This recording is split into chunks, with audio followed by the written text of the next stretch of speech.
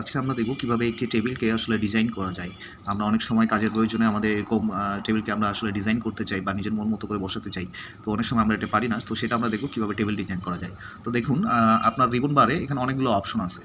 তো সেই ট্যাবগুলোর মধ্যে আবার এই ডিজাইন অপশনে যায় না। এই ডিজাইন একটা আলাদা ডিজাইন। এটা আমি পরবর্তী শর্টসে দেখাবো।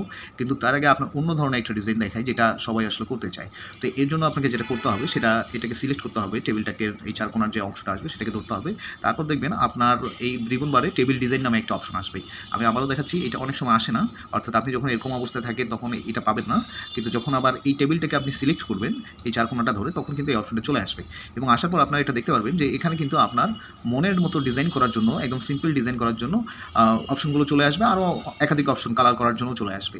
তো আমরা একটু দেখে নিই যে আমরা যদি কোনো একটা করতে চাই, ধরেন একটা আমি কালার টেবিল করতে চাই, তাহলে দেখেন সঙ্গে সঙ্গে কিন্তু আমার টেবিলটা তার মতো করে শেপ নিয়ে অটোমেটিক্যালি এটা কালার টেবিলে রূপান্তরিত হয়ে গেল। আবার এটাকে আমি সিম্পল মোডে নিয়ে আসতে চাই, এটাও কিন্তু হয়ে গেল।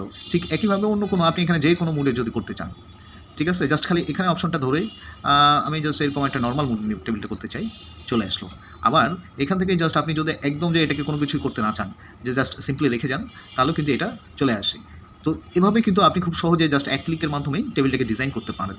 আমি পরবর্তী আরও ডিজাইন নিয়ে পরবর্তী শর্টসগুলোতে আপনাদেরকে পরবর্তী ডিজাইনের অংশগুলো দেখাবো।